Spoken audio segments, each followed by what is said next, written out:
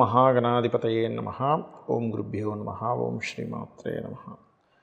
అరుణాం కరుణాతరంగితాక్షీం ధృతపాశాంకుశపుష్పబాణచాపాం అనిమాదిభిరావృతాం మయూకైః అహమిత్యేవ విభావయే భవానీం. శ్రీమాత్రే నమః.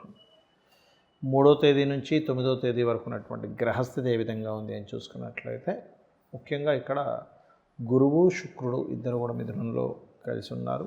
రవి బుధులు కర్కాటకంలోని, మరియు అదేవిధంగా సింహంలో కేతువు, కన్యారాశిలో కుజుడు, వృశ్చికంలో ఉండేటువంటి చంద్రుడు ఈ వారం రోజుల పాటు 3-4 రాశులు తిరుగుతాడు. అలాగే కుంభంలో రాహువు, మీనంలో శని యొక్క సంచారం వక్రించి ఉన్నది. ఈ యొక్క గ్రహస్థితిని అనుసరించి ద్వాదశ లగ్నాల వారికి లగ్నం తెలియకపోతే రాశి చూసుకోండి. ఇక్కడ ఏమీ కన్ఫ్యూజన్ లేదు. రాశి తెలిస్తే రాసే చూసుకోండి, లగ్నం తెలిస్తే లగ్నం చూసుకోండి. చాలామంది కన్ఫ్యూజ్ అవుతున్నాయి, ఏమంటే లగ్నం చూసుకోవాలా రాశి చూసుకోవాలా. లగ్నం తెలిస్తే లగ్నం చాలా ఎక్కువ రోల్ ప్లే చేస్తుంది. తెలీదు, సెకండరీ. మన మనసు చంద్రుడు కాబట్టి రాశి చూసుకోవచ్చు. అయితే ఈ యొక్క విషయాలు చెప్తుంది నేనైనప్పటికీ కూడా చెప్పిస్తుంది సాక్షాత్ లలిత అమ్మవారిగా భావిస్తూ ఒక్కొక్క విషయం గురించి మనం తెలుసుకుందాం. మీన లగ్నము, మీన రాశి. మీనం వారికి కనుక చూసుకున్నట్లయితే ప్రధానంగా లగ్నాధిపతి అయినటువంటి గురువు, రాస్యాధిపతి, లగ్న రాస్యాధిపతి అయినటువంటి గురువు 4లో ఉన్నందుకు డ్రీమ్ హౌస్ అనేటువంటిది ఏదైతే ఉంటుందో అది మీకు ఫలిస్తుంది. కాకపోతే మీరు ఎట్టి పరిస్థితుల్లో సంతానము, రాజకీయము, ఏదైనా ముఖ్యమైనటువంటి నిర్ణయాలు 3-4 తేదీల్లో అస్సలు తీసుకోకండి.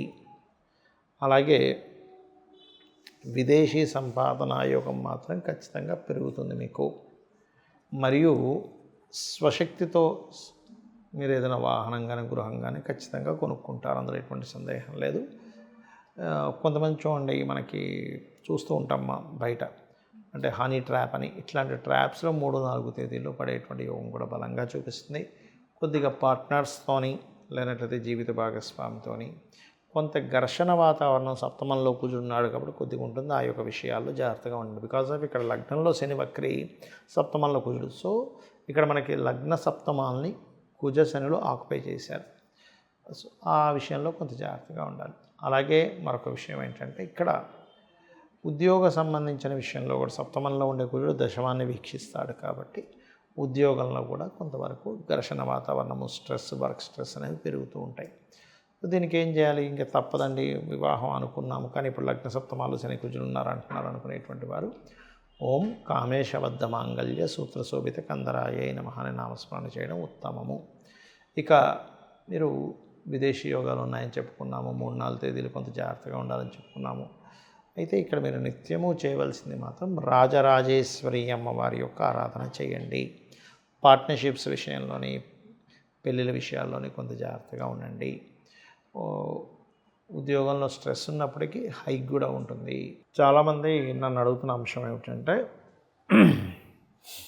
ఒకే మహాదశ నడుస్తుంది, ఆ దశ ఇంతకాలం ఉంటుందని చెప్తుంటారు. కష్టాలు వాళ్ళు ఏదైతే కష్టపడుతుంటారో, అంటే అప్పుల వల్ల కావచ్చు, ధనం ఇరుక్కుపోవడం కావచ్చు, రోగ సంబంధించినవి కావచ్చు, ఉద్యోగం లేకపోవడం కావచ్చు, వ్యాపారం నడవకపోవడం కావచ్చు, ఇటువంటివన్నీ కూడా ఇప్పుడు చూడండి. చిన్న ఎగ్జాంపుల్, ఒకటేదో మహాదశ ప్రారంభమైంది, ఏ బుధ మహాదశ ప్రారంభమైంది అయినప్పుడు ఎంత ఉందండి అంటే ఒక 4 సంవత్సరాలు అయిపోయింది, ఇంకొక 13 సంవత్సరాల దాకా ఉంటుంది బుధ మహాదశ అనగా. అమ్మ బుధుల్లో అంతా ఇంతేనా అంటూ ఉంటారు. దాన్ని ఏమైనా అధిగమించగలమా అసలు? ఇక్కడ 2 విషయాలు. మనకి ఎటువంటి మహాదశ నడుస్తుందో ఆ దశానాథుడు ఇంకా ఎంతకాలం ఉన్నదో చూసుకోవాలి. చూసుకొని దాన్ని అధిగమించడం అంటే ఏమీ లేదు. ఇప్పుడు చలికాలం వచ్చింది, బాగా ఎండాకాలం వచ్చింది. చలికాలం అంతా అలాగే భరించాలా అంటే నువ్వు రూమ్ లోపల హీటర్ పెట్టుకోవచ్చు, లేకపోతే ఏదైనా దుప్పటి కప్పుకోవచ్చు, స్వెటర్ వేసుకోవచ్చు. కాలం మారిపోదు, అలాగే దశ వెంటనే మారిపోదు. మీకు ఆ దశ ఎంతకాలం ఉందో దాని ప్రభావం ఇస్తూ ఉంటుంది. కానీ మీరు దాని నుంచి రక్షించుకోవడానికి మీకు ఎటువంటి ఇబ్బంది ఉందో ఆ ఇబ్బందికి తగ్గట్టుగా మీరు అమ్మవారిని ఆ మంత్రం చేసుకుంటూ బయటపడవచ్చు, గుర్తుపెట్టుకోండి. అలాగే గృహం విషయంలో కూడా చాలామంది అడుగుతూ ఉంటారు, ఏంటంటే ఏమంటే ఇంట్లో ఉన్నంతకాలం ఇంతేనా అని అడుగుతూ ఉంటారు కొంతమంది. లేనట్లయితే మేము వచ్చినప్పుడు బాగానే ఉందండి, ఒక 3-4 ఏళ్ళు చాలా బాగుంది, తర్వాత మాకు ఎందుకు ఇబ్బంది వచ్చింది అన్నప్పుడు మీరు చెక్ చేసుకోవాల్సింది మీ జన్మజాతకంలో ఏదైనా మహాదశ కానీ, అంతర్దశ కానీ, లేకపోతే గోచారం కానీ మారి ఉంటుంది. ఎలా అంటే చిన్న ఎగ్జాంపుల్ చెప్తా. ఆరోగ్యంగానే ఉన్నాడు మనిషి, కానీ సడన్గా స్ట్రోక్ రావడమో, జ్వరం రావడమో, లేకపోతే సమ్ ఇబ్బంది వచ్చిందనుకోండి ఆ వ్యక్తికి. అప్పుడేంటి, అతనికి లోపల ఏదో చేంజ్ వచ్చింది లోపల. అంటే ఏంటి, బాగా కొలెస్ట్రాల్ ఏదైనా ఫుడ్ తిన్నాడా, లేకపోతే బ్లడ్ క్లాట్స్ అయ్యాయా, లేకపోతే బీపీ అండ్ షుగర్ లెవెల్స్ పెరిగాయా, ఇన్ని సంవత్సరాల నుంచి లేదంటే అప్పుడే వచ్చిందంటే దాని అర్థం ఏంటి, బాడీలో ఎలా అయితే చేంజ్ జరిగితే బాడీ రోగానికి గురవుతుందో మహాదశ అంతర్దశల్లో కూడా చేంజ్ జరిగినప్పుడు గురవుతుంది.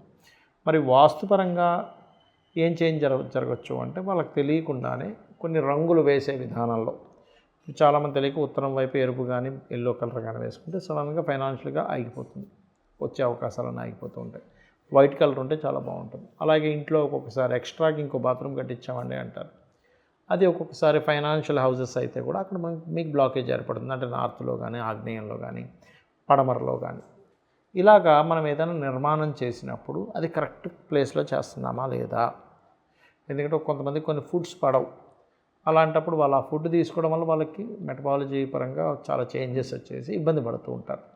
ఆ రకంగా అక్కడ అసలు మనం ఏం చేంజ్ చేసాము, ఒక వస్తువు మారిస్తే కూడా ఇంట్లో దాని ప్రభావం ఉంటుంది.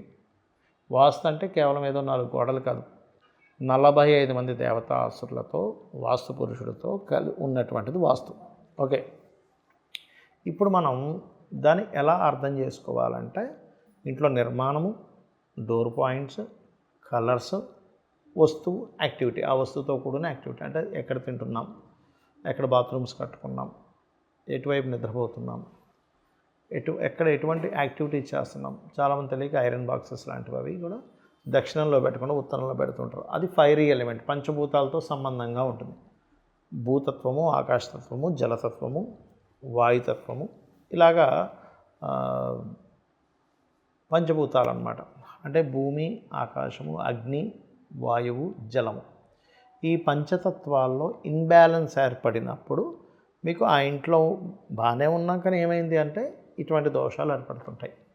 సో కొంతమంది తెలియక తీసుకొచ్చేదో బరువులు తీసుకొచ్చి ఎదురు పెడతారు బిల్డింగ్ మీద, లేకపోతే చెత్త అంతా తీసుకెళ్ళి బిల్డింగ్ మీద వేస్తారు.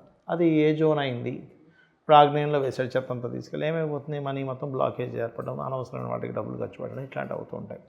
సో ఇంట్లో ఏదైనా యాక్టివిటీ జరిగిందా, మహాదశలు ఏమైనా మారాయా, దానికి సింపుల్గా ధనపరంగా ఇబ్బంది వచ్చింది, ఓం సంపత్కరీ సమారూఢ సింధుర వ్రజ సేవితాయ నమః. అప్పులు ఇచ్చాము, లేకపోతే అప్పులు ఎక్కువగా ఉన్నాయి, ఓం అపర్ణాయే నమః.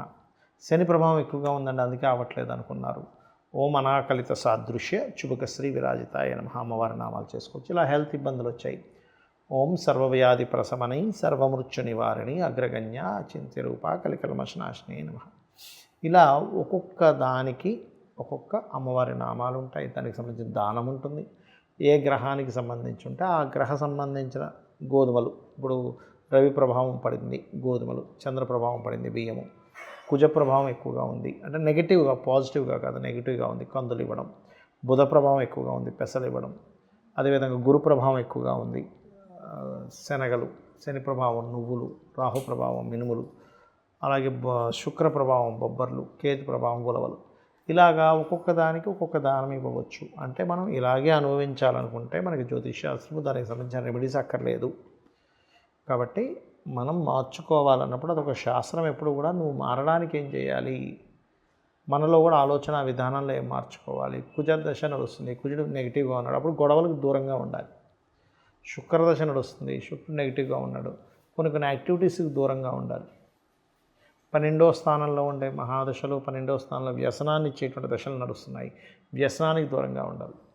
అలాగా మనం లైఫ్ స్టైల్ ఏం మార్చుకోవాలి, ఇంట్లోనే ఏమైనా మార్పు వచ్చిందా, మహాదశ అంతర్దశలో ఏమైనా మార్పు వచ్చిందా, దానికి ఏం చేసుకోవాలనేటువంటి తెలుసుకుంటూ రైట్ టైంలో రైట్ డెసిషన్స్, రైట్ యాక్టివిటీస్ చేయడం వల్ల మన జీవితం ఖచ్చితంగా బాగుంటుంది. శ్రీమాత్రే నమః.